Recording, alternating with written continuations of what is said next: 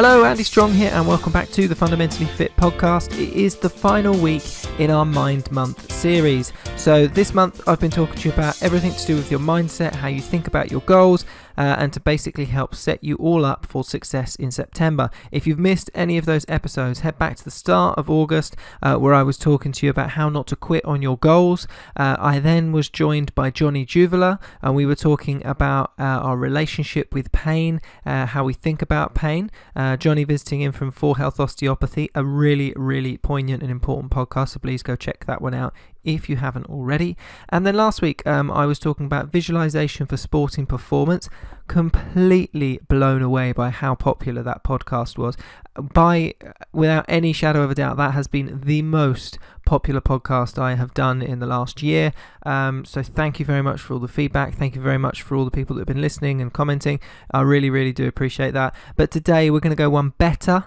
I've been joined in the last week by Marcelle Crinean from Brainreframe. And Marcelle is a colleague of mine that I work alongside, and she is an eating psychologist. This is a fascinating podcast. This is one that will resonate with everybody who is trying to lose weight, tackle their health, fitness and lifestyle goals. Some really important things in here. So I'm not going to talk for too long. I'm going to throw you over to myself and Marcelle, jump straight into the main part of the podcast. But please do go check out her work. She's on Facebook at Brainreframe. You can check out her website. She runs runs mindset workshops all around the south. So please do go and check out her work. I will of course link all that up below, and you can find that over on the Fundamentally Fit website as well, and I will link across to her website there. Right, that's everything for me for today. I'm going to hand over to me and Marcelle, and I do hope that you thoroughly enjoy this week's podcast as we jump into talking about our relationship with food. Enjoy it, it's a good one. Hello and welcome back to the Fundamentally Fit podcast with me, your host, Andy Strong, and a good morning, good afternoon or good evening to wherever it is that you're tuning in and listening to this week's podcast. I'm delighted to be joined by Marcelle Crinean today. Marcelle is an eating psychologist. She knows everything about the way you think about food. But most importantly, she's going to give you some pretty special advice today, because we've been working together. I've known Marcelle for a couple of years, and she's got lots and lots of experience, and actually she's probably going to lift the lid on some very interesting aspects of how we think about food. So that's enough of me talking about Marcelle. Marcelle, why don't you introduce yourself and tell us who you are and what exactly it is that you do to help people. Yes, hello, thank you for having me. So yes, I'm an eating psychology and mind-body nutrition coach. What that means is I help people understand that when they want to lose weight, or if they've got some kind of habit they have around food, like overeating, binge eating, that kind of thing, that it's not always just about the food and exercise. So whilst food and exercise are massively important in those things, they're not the whole picture. Our mindset and how we view food. Do we view food as an enemy, for example? Are we scared of eating food in case we get fat? All of those kinds of things will affect our ability to digest and metabolize food. So everything I do really is about helping people relax around food, understand how they can reframe their thinking so that they can give themselves the best chance of digesting their food optimally, metabolizing their food optimally, and getting to the goals that they want regarding their weight. I really like that concept of relaxing around food, because, and some of you who already, we're a couple of minutes in, might be thinking to yourself, this is a strange combination of a nutrition coach and an eating psychologist. Are they not the same thing? And actually, we overlap so closely and importantly. You could be mistaken for wondering where the differentiation is, but I see lots of people that, ideally the person that comes to see me, as Marcelle will quite rightly know, I help them with what to do in terms of their diet. So can we put together a diet that's optimal for their health based on their exercise they want to do, what their lifestyle looks like, how busy they are, have they got any specific nutrition or health requirements? I'm really the mechanics of that. Whereas if you come to me and say, can you help me stop eating Mars bars because I'm addicted to Mars bars, I can give you some strategies of other things you can eat, but I can't fundamentally get to the root reason of why you're eating the Mars bars. And actually, that's where Marcelle comes in lots of different levels, not just Mars bars. Although, who doesn't love a Mars bar? Actually, do you know what? I love a Mars bar. I can't remember the last time I had a Mars bar. I just find them disappointing after a while. I would never go for a Mars bar. I'd probably go for a twirl. Would you? Yeah. So my mother used to call me Mars bar because my name's Marcelle, so that was my nickname. Okay. So they're part of my childhood. Okay, excellent. So when I see someone come to see me, and myself and Marcelle work together, and we've helped clients jointly in the past as well. Now, typically when someone comes to see me and I know they need the help of somebody like you, they've got some deeper rooted reasons that they're not moving forward. So they might be on a program with me, we might be talking about their diet, but they just can't implement what I'm giving them. Now, what does a classic client that you might see struggle with on a day-to-day basis, just to help our listeners get a bit more context of where you're coming from? Sure. So I don't know that there's a standard person, but the most common underpinning reasons for me, biggest is stress. So stress is probably the biggest or will have the biggest impact on your ability to lose weight for many, many reasons. So stress, and in particular, so cortisol, our stress hormone, it obviously stress is about our brain going into fight flight. Our brain thinks that there's a big threat chasing us, like a big polar bear, and it wants us to fight or run. And when we're in that mode of wanting to fight or run, we are not thinking clearly. So the first way that stress affects us is in our ability or lack of ability to think about the food that we're eating. We don't make good choices when we're stressed, just because we're not thinking properly. The stress is also actually going to affect our blood sugar levels. So we are going to reach for foods that we think will give us energy, for example. So we tend to crave carbohydrate, sugar-rich foods when we're feeling stressed. We go to those kinds of foods. We go to comfort foods when we're feeling stressed, because when we're feeling stressed, we're all jittery, we're angry, we're miserable, we're anxious. And way back from the second we're born, we perceive food as love. They're inextricably linked, right? We get milk from a mother who's cuddling us, regardless of whether it's breast milk or bottle milk. We get food when we cry. So we're picked up, we're held, we're nurtured, and we get fed.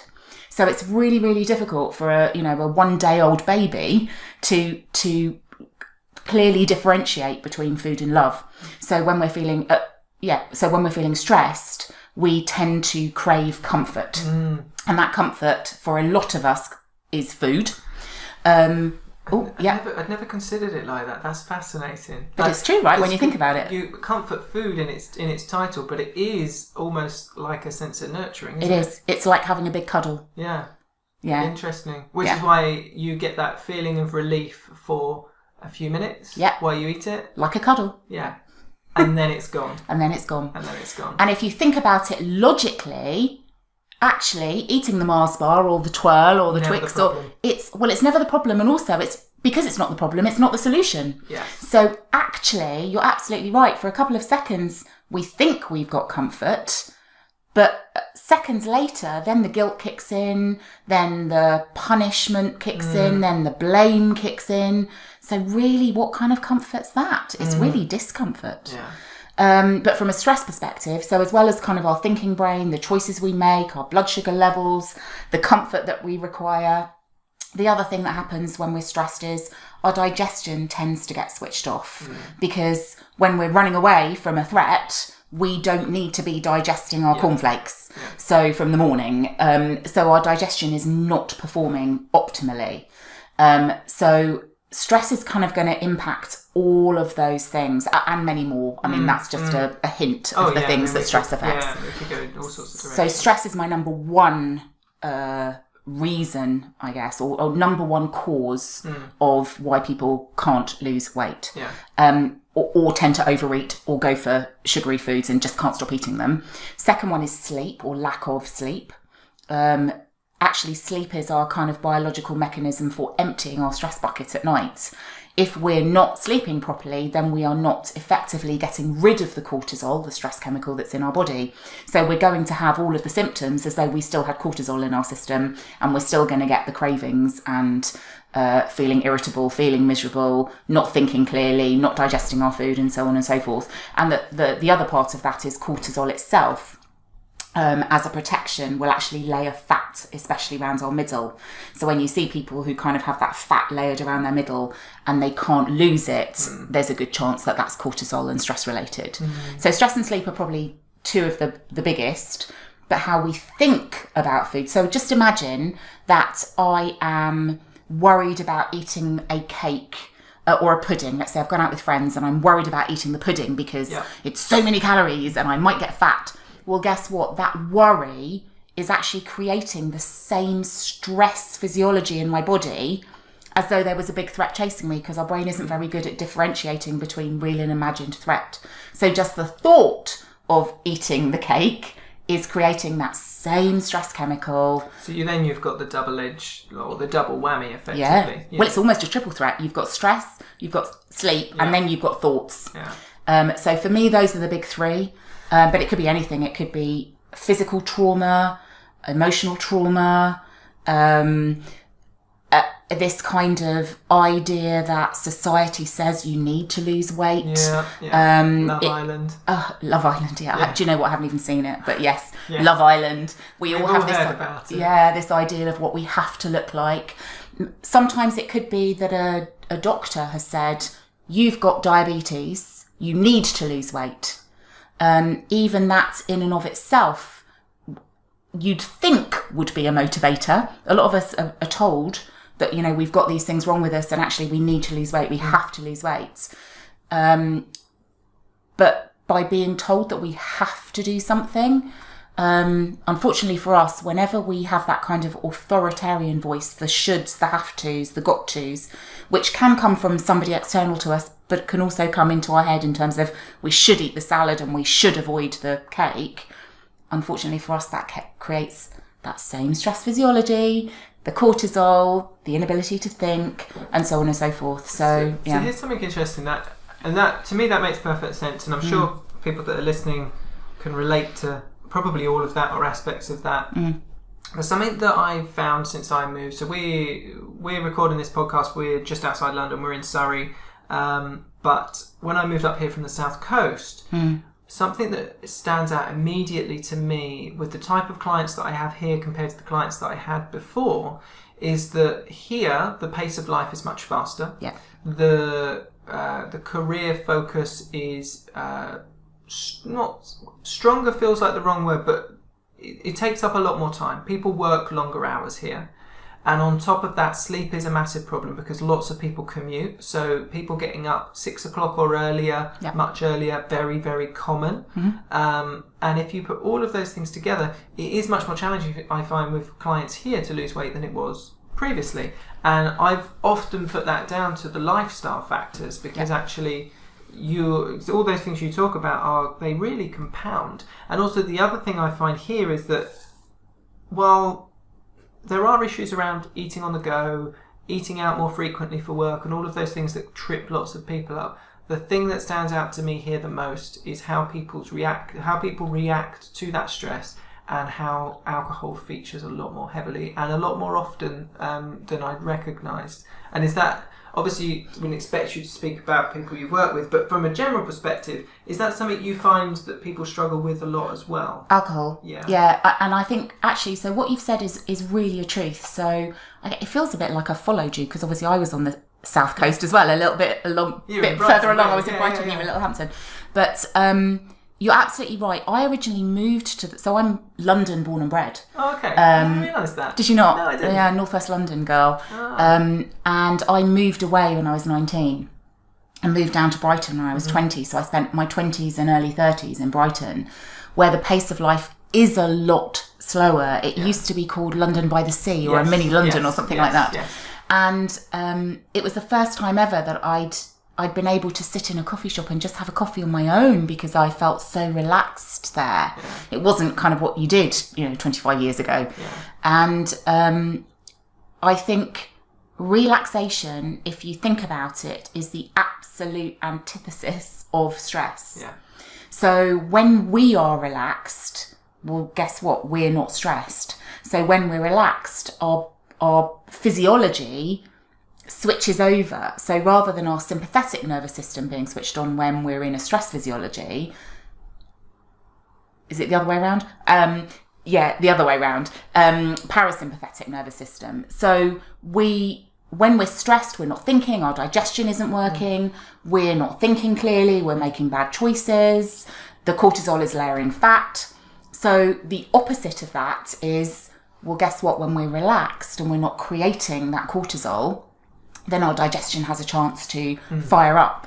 When we're relaxed and we're breathing in a really relaxed way, we're taking in oxygen. And oxygen will help fuel that fire in our belly to help burn the food. We're thinking about the food that we're eating. We're taking time to enjoy the food that we've created, that we've cooked. That when we're relaxed, we tend to want to socialise with people. So we might have friends over. And actually, when you're metabolising a meal, if you like, you're kind of metabolising everything. You're not just metabolising the food, you're metabolising the whole environment. Yeah.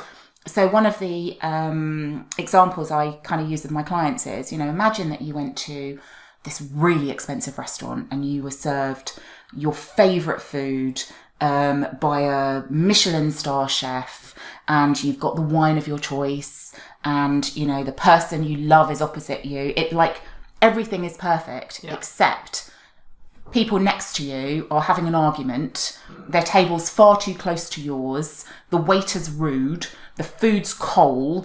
The ambience in the restaurant is awful. Are you going to enjoy your food? No, you're not, right? That's really interesting because I'm in the city at least once a month. I have an appointment or I have to go to see somebody, and I always come back. I'm always at Waterloo, and because we're fortunate enough to have quite a lot of trains to Walton, I nearly always turn up and can jump more or less straight on the train. Yeah. I'll grab something to eat from Pret. I'll grab a coffee and a sandwich or salad or something, and I'll jump on the train, and then I'm sat there eating my lunch. I've got nowhere to put my coffee. I'm trying to eat and it's a stress. It's quite a stressful situation. Yeah. I can pick something really healthy. Yeah. But the stressful situation, I'm trying to eat this, and I've got nowhere to sit, and I've got to get to this appointment, and that's one day out of my month, and actually. Well, it's not even a day, right? Well, it's a meal. Yeah, no, but this the travelling into London. Yes. So I have one day a month, which might be similar to a classic commuter, for example. But people who do that 5 days, because that used to be me. I'm in London. I worked in London. I had a high flying career for many, many years, and that was my life. Yeah. Until I kind of made the conscious decision that actually it was destroying my health. So it was time to move away. But you're absolutely right. When you're doing that, chances are you're not eating your food mindfully. When you're not eating your food mindfully and you're not consciously thinking about the food you're eating and enjoying the food, you're probably not metabolizing that in an optimal way, which means that's going to be sitting on your stomach. So that's kind of where you and I dovetail quite a bit, which is at that point, what you are eating becomes far less important than who you are when you're eating it. If you're a relaxed eater and the situation is relaxed, that's much more important at that moment than the food. Yeah. Obviously, the food becomes important once you've got that in place, because then, if you're picking a chocolate cake, I don't know why I keep going back to chocolate cake. We're doing this at lunchtime. But there is no chocolate cake. There's green tea and it's lovely. But if you pick the food that has no nutritional content time and time again, then you're in trouble as well. Yeah. So you have to have, and that kind of goes back to the point that you made at the beginning, you have to have the nutrition right. But for me, it's secondary to how you're going to process the food in the first place, because otherwise you're not going to process it properly. Yeah. But to answer your question about alcohol, same thing for a lot of people, that becomes their comfort. They'll go to alcohol as a reward for the long horrible day that they've had, and we all choose a different kind of treat or reward or whatever it comes, whatever package it comes in. So that could be shopping, that could be sex, that could be alcohol, that could be food, whatever it might be. Most of us have some kind of go-to treat. When we are having that treat, we hit the reward center in our brain and we get a hit of dopamine, which is kind of our reward chemical. Yeah. And it makes us feel good for a second. Yeah. And this is where the difference between pleasure and happiness comes in. So pleasure is that hit of dopamine that we get on the instant gratification of a reward or a treat. Happiness is more related to serotonin, which is that kind of long-term delayed gratification. Actually, what I'm doing is working towards a goal, and I'm moving towards it with a conscious, clear thinking brain. And that might mean that sometimes I decide to have the salad instead of the sandwich, because that's a better choice. And of course, my little chimp brain is going, but I really want the sandwich. It's so delicious and I've had a really horrible day. You know, the little gremlin comes out. But you know that actually the right decision is to have the salad, because longer term, that's going to take you towards the goal that you're aiming for. Now, that's a very rational brain thought process. That's not, I must have the salad and I can't have the sandwich. That is the exact person that I like to work with, because they're ready for that conversation and that concept that is beyond the sometimes very narrow, what does my next meal look like? Rather than, okay, what does this week look like? Does this week move me towards this month's goal? Does this month's goal move me towards my 6-month goal? And actually, none of those things have to be exactly lined up and hit every single one as you go, but that concept of looking forward, if you can't look beyond the next hour, you're not ready for that. And you're not. But I think most people don't understand that just changing the word have to or can't into I can if I want to, but I'm choosing not to. That's all you need. That tweak, I'm making it sound so simple, and it's not that simple. But ultimately, it's about choice. And that's kind of why I like working with you, because you're not somebody who says, you have to do this to the letter. You know, you're as you said, you'll go to Pret and pick something on a day that you're in London. You know, you won't always make the best choice, because that's not life. And you don't expect your clients to do that either. No, and I think the concept of being relaxed about food, that's something I've been really overweight in the past and gone on that long journey, and I talk about it regularly on the podcast. I am very comfortable in a situation to go, right, I'm in this shop, the best decision I can make is X and Y. I don't want to have that. I'm going to have this, but I know I've made the best decision. And then I just get on with it. Yeah, exactly. Because all I can do after that is make sure that, you know, I get my steps in for the day. I get to the gym if that's in my program. And actually my next meal is the best quality it can be. And that doesn't mean I pick the thing that's unhealthy, but it means that I take responsibility. Exactly. For the good and the bad. Yeah.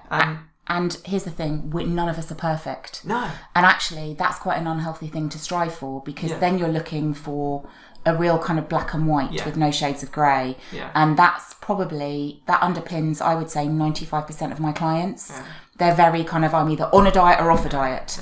And therefore, they're either eating really, really well or they're gorging. Exactly. And actually, shades of grey is mainly what I do when I coach people, is help them understand that, do you know what, you can stop at 2 biscuits or you can stop at 2 glasses of wine. You know, you don't, but our thought is, well, once I've opened the bottle, I've got to finish it. Well, you haven't.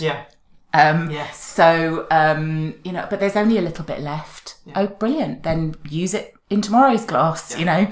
But it's that thought that sets us up for the behaviour. People believe that the behaviour comes first, but it doesn't. It's the thought that comes first. But if you have that thought enough, then that habit becomes so subconsciously ingrained in you that you've forgotten there was a thought that started the whole process off. I mean, the thing I try and encourage people to, the way I encourage them to look at it is that we're after consistently good, not inconsistently perfect.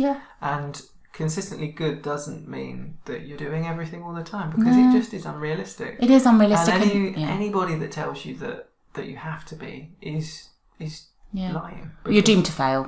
You're doomed to fail. And that's why we both know, diets don't work. They don't.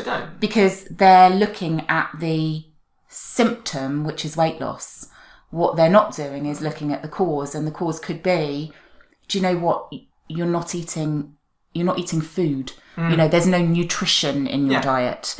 You're not a dietitian, you're a nutritionist. And actually, I think that's far more important, because actually nutrition is what's important. Our body needs nutrition to function, and it needs to be right for who we are, and it needs to be right for the exercise that we do, and and everything. Yeah, and this is something that usually confuses people when we start going through things, because actually there are lots of diet protocols, and you can use different diet protocols in different situations based on the person's personal circumstances, lifestyle, what they're trying to achieve. So my client George was 29 stone. At that particular point in his life, being 29 stone was the biggest risk to premature death. And so at that point, we could be fairly dramatic in how we chose to approach that. Now, we were fortunate in as much as we didn't need to, because we tackled the takeaways and the alcohol, and that was enough to get the snowball pushed down the hill, and everything else kind of picked up its own momentum. But a lot of these protocols there are to fit the lifestyle, but they're done in very firm context of, this isn't something that's going to be long term. We're going to use this to maybe start the process to get you feeling good about it. Then we're going to get you onto something that's more long term. And it's always about, what can we, because it's not a case of, here's a diet, lose 2 stone in the next 8 weeks and then we're done. Because actually, I know in 6 months you'll have put all that back on. Your health has not improved at all. No. You've just pushed your body through massive amounts of stress by losing weight and gaining it again, and done your self-confidence and your self-confidence masses of damage. When people start to think about diets as protocols to start the process, but ultimately it's about looking longer term. Some go with it, some don't, but those that do, I've got some amazing clients that have managed to keep their momentum and keep their weight loss. And actually, because the best thing is when they come in and they say to me, I don't feel like I'm on a diet. It's not really a diet, is it? I'm like, no, it's not, because we're not saying do this, don't do that. We're saying, right, okay, this is what your lifestyle looks like. What can we do? And I often talk about with clients lifestyle ceilings. So, you have to face the reality. Some people will be so busy in their work, they work so many hours, they've got to look after the kids, they only have a limited amount of time to cook. Even if you're using things like HelloFresh, which are pros and cons depending on, it can be really helpful for some people. But you then have to look at it and say, well, realistically, this person might lose a stone, but unless they're able to tackle some of those really bigger areas in their lifestyle, that might be where they sit. For now. And that's the really important thing, because if you manage to lose a stone and you maintain that, and in 6 to 12 months' time your job changes or you move house, all of a sudden you're then in a position to change things and lose more weight. You've kept that weight off. That's improved your health status for the next year, 2 years, 5 years, rather than being that extra stone, increased risk of diabetes, high blood pressure, all of those things. And I much prefer it when people look at it from that perspective and not beating themselves up when sometimes their lifestyle just is what it is at this particular point in time. And there's no hitting them with a stick and saying, do more exercise, walk further, eat less. Because... well, everyone else is saying that, and that's not how we work. I like the idea of a lifestyle stealing. I've never thought about it like that, but I totally agree. And I guess I approach it from a slightly different angle, but to the same point, which is, this is the reality. So... based on this reality, what can you do to make yourself slightly healthier, slightly happier?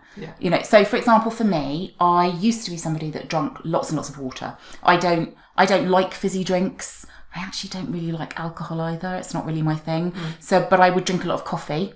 But I used to always drink 2 litres of water a day. That was always what I did. And I found recently that I've got out of the habit. So rather than telling myself, wow, you must drink 2 litres every day, I was like, okay, what can I do? So now what I'm doing is I have got into the habit of between the hours of 10 and 6, which is pretty much my working day, I will have a small glass of water every hour. On the hour, well, not on the hour, but within every hour. Well, that's an 8-hour period. And it's a tiny glass of water. Well, guess what? That tiny glass of water over 8 hours adds up to about 1.5 litres. Good enough. And actually not that difficult to do. So I'm always trying to find ways that I can incorporate just something small, something I call them baby steps. Yeah. My clients always laugh at me, but ultimately that's it. Yeah. What's the baby step that isn't going to overwhelm your brain, is so simple to do that you don't even think about it, because that's when it becomes a habit, that you could just add. So where for me, diets are about restriction and rules, everything I do comes from a place of, what can we add? Yeah. So it might be that we add a glass of water 3 times a day. It might be that we add breathing. One of the things that I absolutely get all of my clients to learn how to do is to breathe in a way that tricks their brain into thinking the danger's gone. Okay, because when we're stressed, we're breathing fast, we're breathing shallow, our heart rate's increased, our brain thinks we're being chased by a threat. Whereas when we are, lounging on the sofa, chilling with a glass of wine, we're breathing in a really relaxed, slow way. So I teach all of my clients what I call 5-2-7 breathing, where you breathe in for a count of 5, hold for a count of 2, breathe out for a count of 7. Sometimes it's 7-11, sometimes it's 3-5, whatever you can do. But essentially, as long as the out breath is longer than the in breath, it doesn't really matter. And you kind of hold it for a second in between.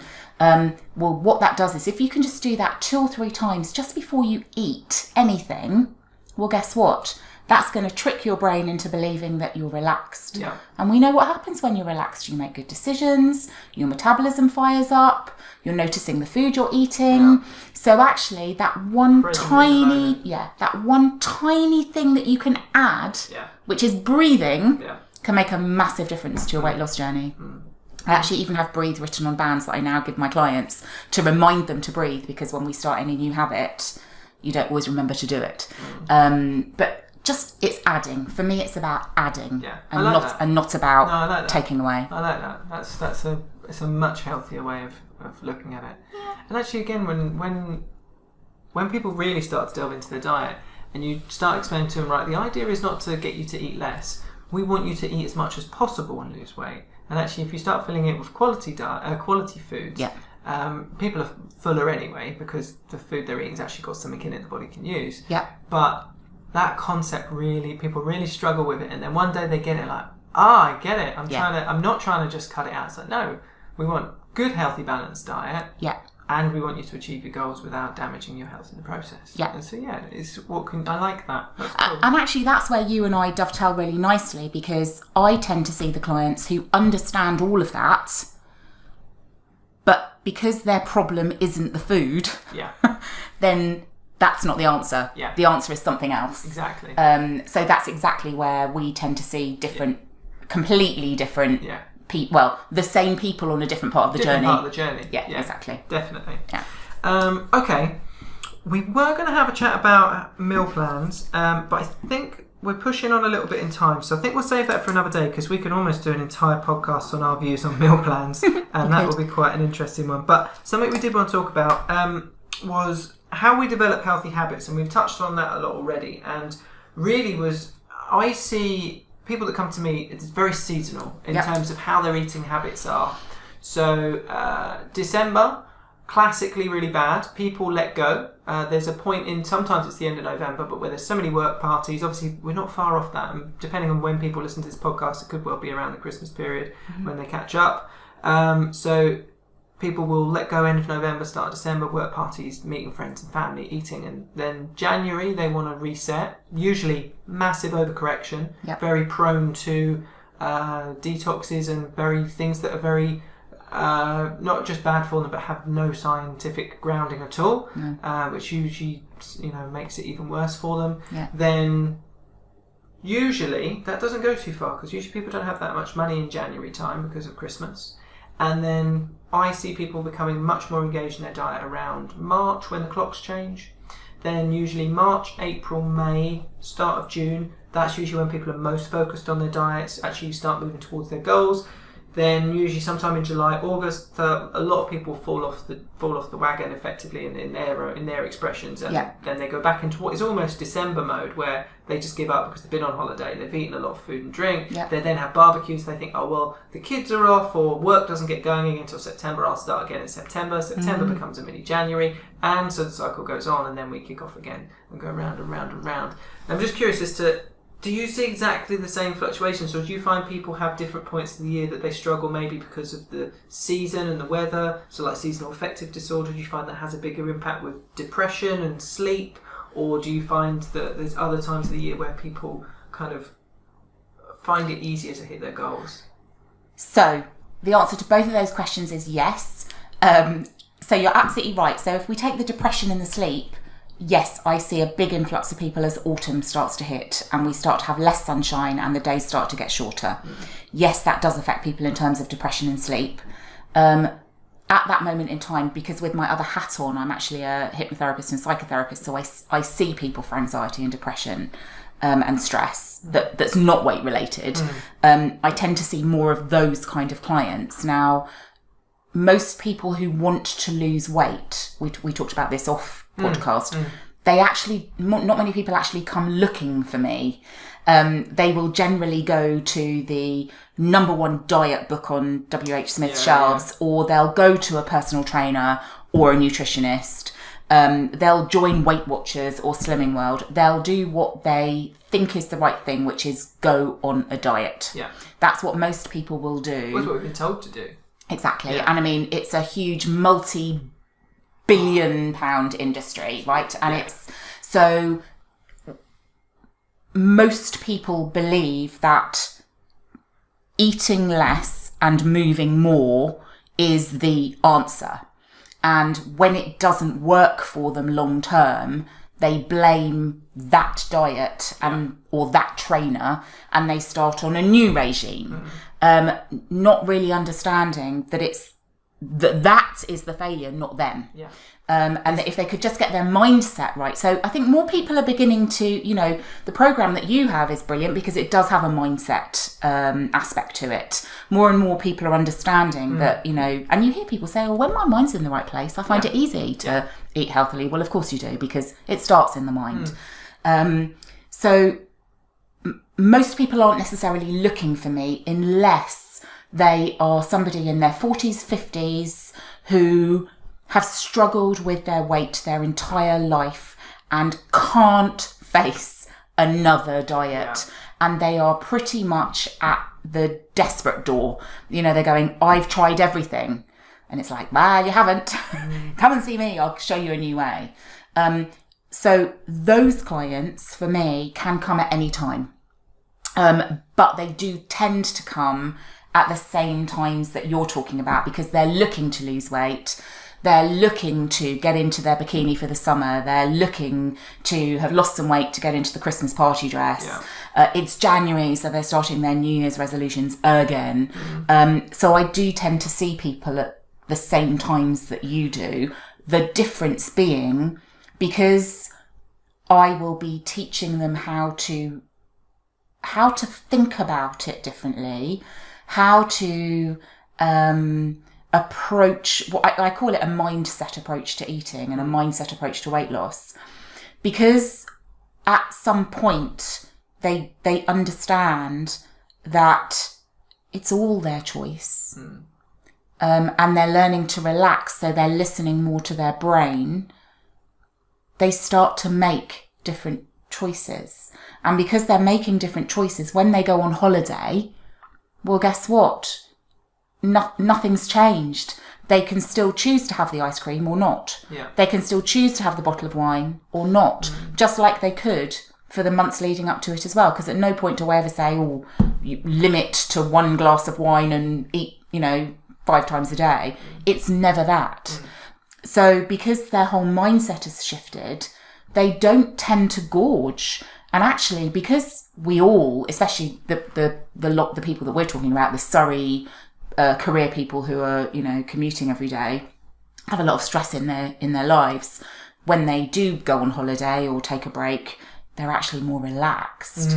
Well, we've already talked about what happens when you're relaxed. When you're relaxed, your relaxation physiology kicks in. You're not creating the stress. And actually, I find most of my clients will have lost weight on holiday and not gained weight. We have one particular person that we both help, who no doubt is listening to this at the moment. And she'll happily say every time she comes back off holiday, her IBS is not as bad, she's slept better, she feels better, and usually she's lost weight. Yeah, because she's relaxed. Yeah. And for her, I know it really heightens the conversation we have every time she comes back off holiday. She's always really surprised at how incredibly different that is to how she feels in her normal stressful work environment. Yeah. And we see it time and time again. And that used to be me. That would always be me. In my high stress job, the lifestyle you talked about, I would be up at 5:30 every morning, on a train into London or on a plane off to Amsterdam because I worked with a team out in Holland. So every week I was on the 6 a.m. flight out of Heathrow once a week, every week. It's no fun, but what you have to realise at some level is, as you called it, a lifestyle ceiling. That was my lifestyle ceiling. So I could only do what I could do and not beat myself up when I couldn't do things. Yeah. But then you have to understand that, because weight loss is a symptom of all of those things going on, you kind of have to accept where you are right now with that lifestyle. Yeah. If you're willing to make a change to that lifestyle, you can still change that lifestyle. Then, because again, it's your choice. Then you will see an impact on the weight, because weight is a symptom of all of that. It's not the cause of all of that. Yeah, and I think the really good thing there, or the interesting thing there, is you'll have some people that will say to you, well, you just choose not to do it. But actually what you're really saying, and what we both say in our own way with our own clients, is you have the ability and the right almost to use that choice in the way that is right for you. Correct. Yeah. Not right for somebody else, not right for your friends, not right for your family. What is right for you? And I always try to encourage people to be a little bit more selfish, and a little bit positive selfishness, that actually it's okay to put yourself first for a change, because if you don't, you're the only one that can do it. And that, for a lot of people, is one of the big keys to unlocking it, is to not feel guilty being selfish about your health. And that's really sad. That brings us a full circle back to language. So I did my degree in linguistics, so language itself, and then my doctorate is in how our brain processes language. So language is a massive thing for me in terms of how does our brain process it, and how does the processing of that affect our quality of life? Well, the word selfish, it's just a word, but the way we process it has such a negative connotation that we believe that being selfish is a bad thing. Yeah. But guess what? On an aeroplane, when the plane is going down and the oxygen masks come down, what do we have to do? You have to put your own on first before you help other people. Yeah, because otherwise you can't. Yeah. So is that selfish? Well, no, it's not. You have to put your own mask on first. Otherwise you can't help anybody else. Yeah. And it's the same for us.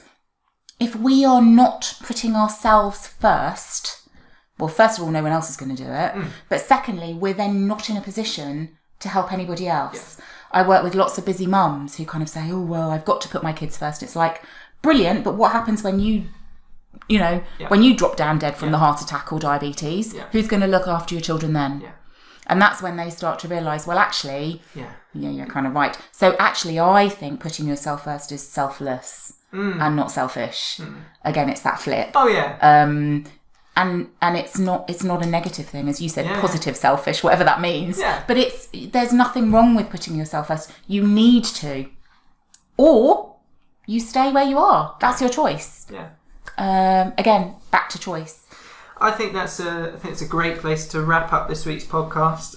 Loads of stuff we can still talk about. Definitely want to have you back to talk about meal plans, and something you said in the middle that I am really, really, really passionate about is the whole concept around social media and instant gratification, and how that plays into a lot of the. I feel like it stunts a lot of people's forward thinking. So, people don't want to wait. You can have anything off of Amazon today if you're willing to pay for it. You can, everything's online for you now. We're inundated with what we want, and therefore the one thing you can't have immediately is health and fitness. And I'd love to have a deeper conversation about why that is, Okay. and why we think that way, and how we tackle that, because that's going to be one of the big modern conundrums that we all have to learn to deal with, particularly teenagers as well, who are growing up in this society. Yeah. Brilliant. Right, Marcelle, where can people find you online? So my website is www.brainreframe.com. All my details are on that contact page, actually. That's the best. I have a Facebook page, which is Facebook/BrainReframe, Twitter, Instagram. Find me everywhere as Brain Reframe. Super. I will link those up down below as well. Thank you very much for being on the podcast today. I hope everybody's enjoyed it. Hopefully have you back on again soon. Thanks for having me. Excellent. Right, that is episode number 47. I know. Flying through. Wow. Yeah, I know. Right. I will look forward to speaking to everybody next week on the Fundamentally Fit podcast. Goodbye.